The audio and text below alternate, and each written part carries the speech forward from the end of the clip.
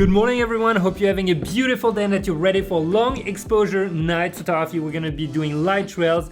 I'm gonna be shooting mainly for my soul. I'm gonna be with some friends. I think you will enjoy. And I'm gonna be sharing all the settings with you, how we're shooting it, what gear we're using, and also I have prepared a cheat sheet. Actually, the cheat sheet has existed for a while, which is really great with all the settings for night photography. It's in the description below if you've never had it before. But before we get out, big hack. Tripods. Is it difficult for you to use sometimes? Do you struggle with all the plates and adapters? I got a technique for you. You might have heard me about it, but let me repeat it once. Okay, so you have your tripod, right? And it probably has a Arca Swiss kind of mount here. Cool. But now, if you're like me and you're using one of the Peak Design clip and you put it on your shoulders, you might be really annoyed at changing all the time those clips. And you want something also that comes in and out faster from a tripod. So what you do is you get one of those Manfrotto quick release plates. You can put the camera in here and then boom, 2 seconds it's in, and you mount it on your Arca Swiss plate that goes on your tripod or your tripod mount, right? So you put it right there, open it, it was closed, and voila, that's it. End of the story. You ready? Let's go shoot now. Let's go meet some friends.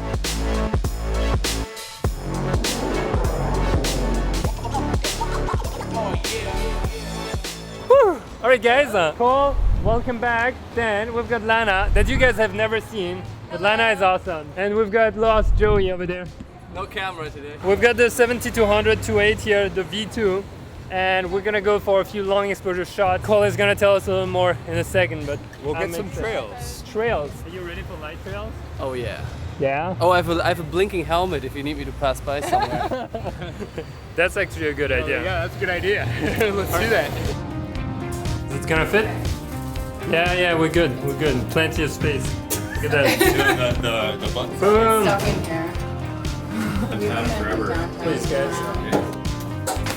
Woo! Alright, what are you shooting on? Cole tonight? What do we shooting have? on my Nikon setup. Like as usual, you've seen it before.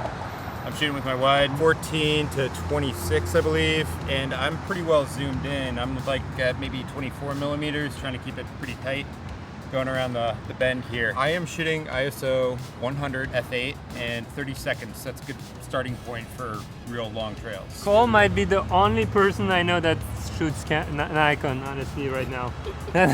He might be the only one, you know, like everyone else is Canon or Sony. Joey is a little off with his Komodo thing, but he also uses the A7S II. And Lana is on the A3 mini tripod. Ooh, I know. Train coming, guys.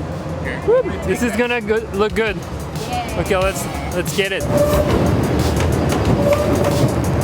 I got a few shots with the 7200 just for fun, but honestly, right now we're gonna do long exposure. It doesn't really make sense for me to shoot 7200 since I'm so close to the train. We're gonna go 14-1.8. We are ready. Ooh, I pressed just on time. Woo! Woo! Oh, I like that.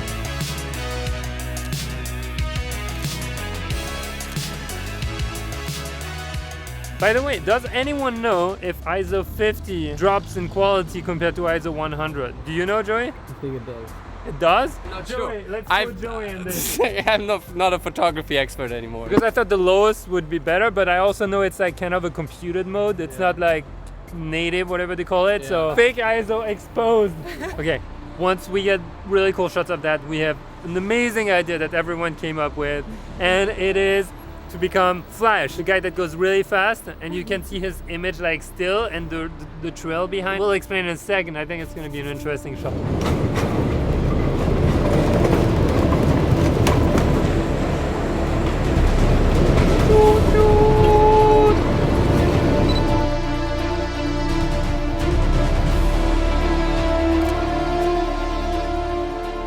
This feels so scary. I had to leave the camera right there. Honestly, my heart was a little bit bumping. Okay, next train coming. 30 seconds is a little nicer to get everything in the frame that I want. I'm trying to shoot with that angle so we get a different, maybe longer S-curve. Let's try that, see how it looks.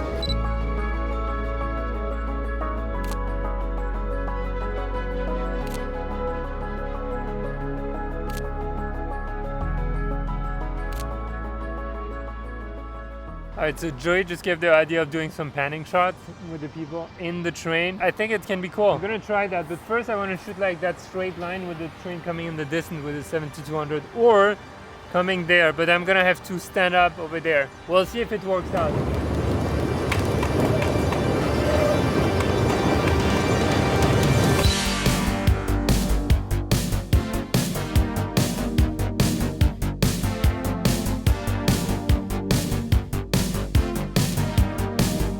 Let's go get the shot. I think they're coming.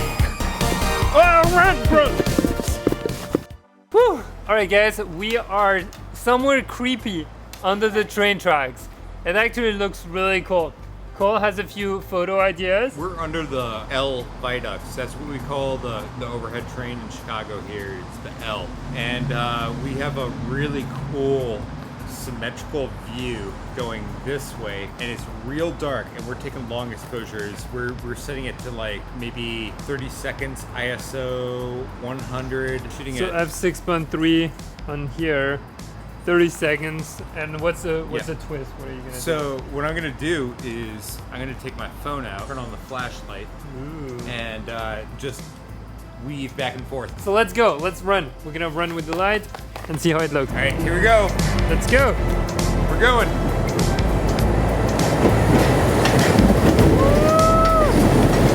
Look at those moves.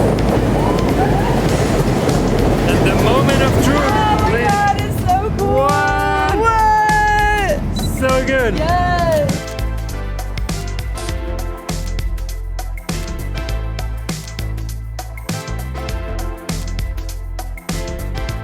That series was extra fun, I gotta admit. We are at about 25-second exposures in here in order to get those light trails. And one thing to remember when you do those that's pretty important is actually not to use a light that's too overpowering, because it's gonna light up all your environment, and also it might just blow out the rest of your image. If you're a commercial photographer and you're always shooting the same thing, you get a little bit like burned out. I do, it happens to me too. Going out there on those adventures with friends and just playing around, dancing with the light, is taking you back to the roots of what you love about photography, which is just capturing things and maybe hanging out with friends. And that's why I wanted to share that episode.